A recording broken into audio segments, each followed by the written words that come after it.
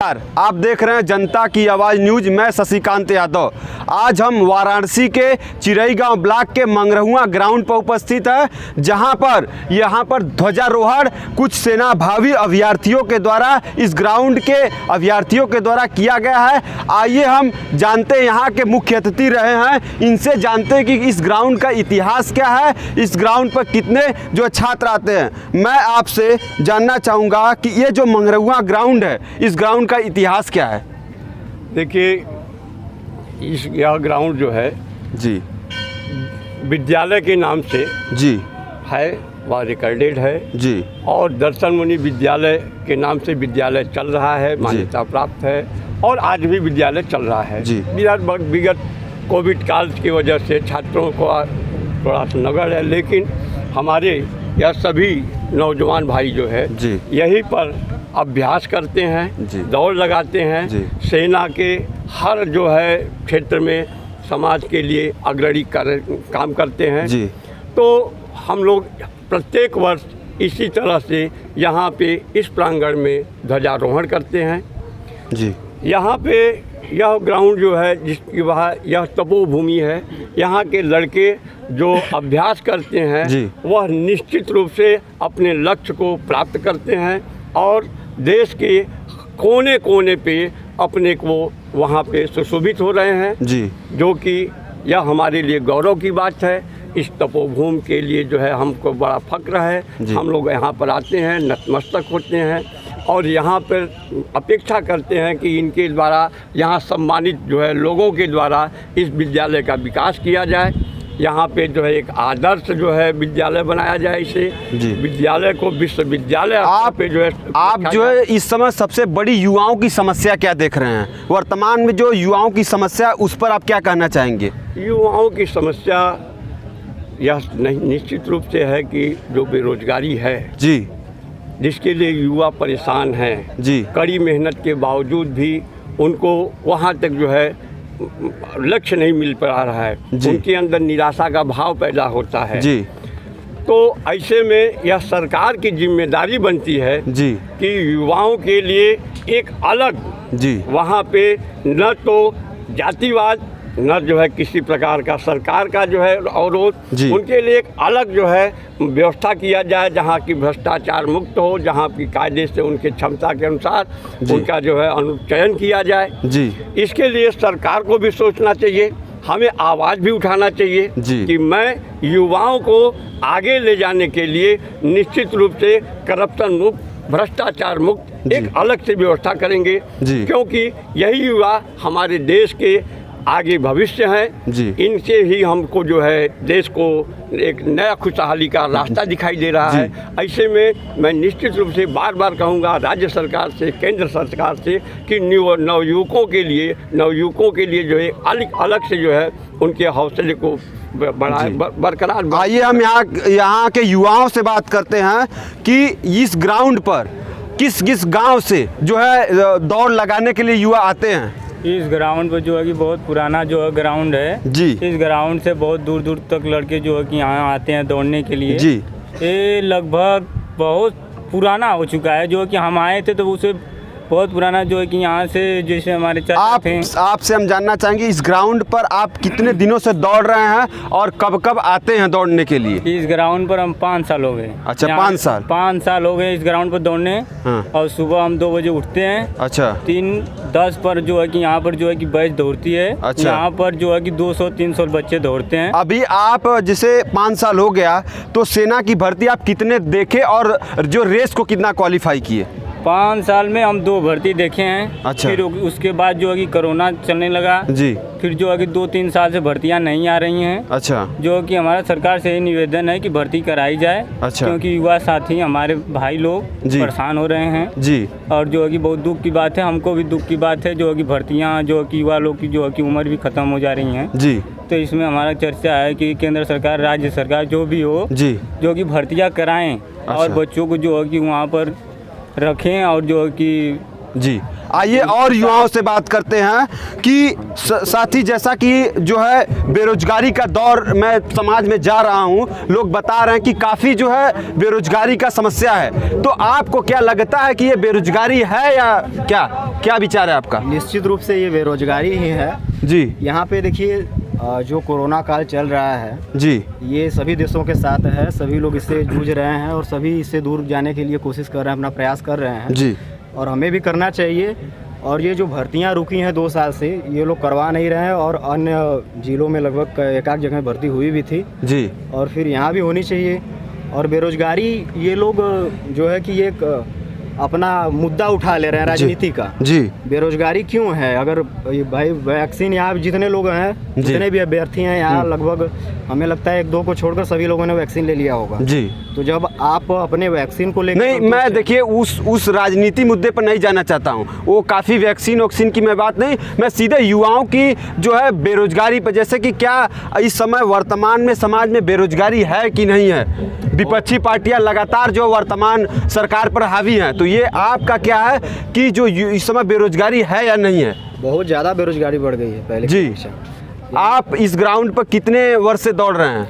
हमें यहाँ लगभग 3 साल हो गए। आप सेना की जो भर्ती है कितना देखे हैं? एक बार देखे हैं, ये दूसरी बार है। यहाँ कोरोना की वजह से 2 साल से बंद चल रही है। अच्छा, मैं आपसे जानना चाहूँगा कि जो आपका मतलब उत्तर प्रदेश सरकार या केंद्र सरकार से मांग क्या है युवाओं को बेरोजगारी को लेकर, कुछ आप कहना चाहेंगे इस पर? जी, हम नहीं कहेंगे कुछ। अच्छा, ठीक है। और मैं इनसे जानना जी, ये जो विद्यालय है जी, सभी को, युवाओं को कुछ न कुछ देता रहा है जी, और देगा भी जी। और यह विद्यालय में हम लोग ये प्रयास कर रहे हैं कि आगे भी एक स्पोर्ट्स चले और वो स्पोर्ट्स इन लोगों को एक अलग से हिम्मत प्रदान करे और अपने बल पर आगे बढ़े। ये किसी की नौकरी मांगने से नहीं मिलता है, अपने बल पर मिलता है। कहने का मतलब ये है, मैं आपसे बात की ठीक है, लेकिन जब वर्तमान की सरकार वैकेंसियां निकालेंगी तभी तो जाकर युवा उसमें क्वालिफाई करेगा, उसमें प्रवेश करेगा। तो इस पर आपका क्या कहना है? उस पर हम लोग यही कर रहे हैं कि यह जो कार्यक्रम अभी निकालेगी तब तक उसके लिए ये प्रयास करें अपना कि हम आगे अपने शरीर को इस प्रकार से हम प्रफुल्लित करके मजबूत करके उस क्षेत्र में आगे बढ़े। एक हमारा एक्स्ट्रा करिकुलर एक्टिविटीज के रूप में इसके लिए भी हम लोग प्रयास कर रहे हैं। जैसे कि युवा, मैं बहुत सारे युवाओं से बात किया तो लगभग 2 साल कोरोना काल के चले गए, तो उनकी जो उम्र है वो चली गई।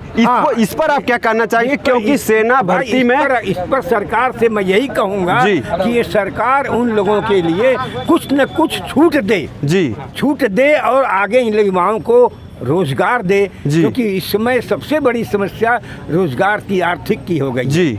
इस पे हमें सरकार से ही कहना होगा। आइए हम इस बाबूजी से जानते हैं कि जो युवाओं के बारे में आज स्वतंत्रता दिवस 75वां स्वतंत्रता दिवस है, इस पर आप क्या कहेंगे जो मंगरहुआ ग्राउंड के युवाओं के बारे में? देखिए, ग्राउंड जैसा कि सारे नौजवान साथी बतला रहे हैं कि इस ग्राउंड पे हम लगभग कोई 5 साल से, कोई 10 साल से, कोई 15 साल से दौड़ लगा रहा है जी। वो किस लिए दौड़ लगा रहे हैं कि हम कोई किसी की इच्छा है मैं सेना में भर्ती हूँ, किसी की इच्छा है मैं पुलिस में भर्ती हूँ।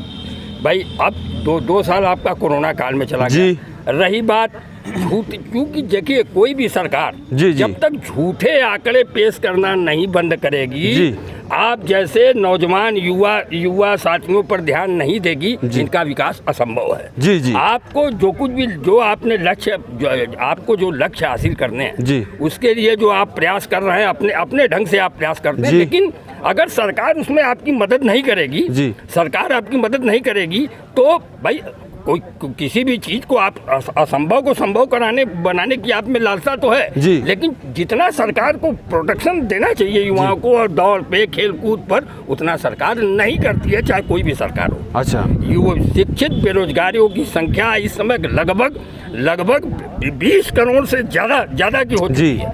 ये जो आंकड़ा है इस समय देश का, इसमें शिक्षित बेरोजगारों की बहुत ज्यादा संख्या बढ़ती चली जा रही है, दिन पर दिन बढ़ती चली जा रही है। अब उसका क्या कारण है, उस पर भी मैं थोड़ा सा आपको स्पष्ट कर देना चाहता हूँ। पहली बात, हम नौजवानों से अपील करेंगे कि वह जातिवाद व्यवस्थाओं से दूर हो।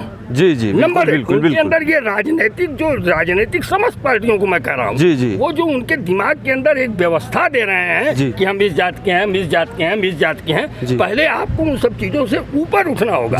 हमको नौजवानों को यह संदेश देना होगा, और जिस दिन इस संदेश को ये फॉलो कर देंगे, मेरा दावा है कि कोई दुनिया की ताकत इनको अपने लक्ष्य को हासिल करने से नहीं रोक पाएगी। चाहे कोई भी सरकार आवे, नौजवानों के आगे हर सरकार झुकती है।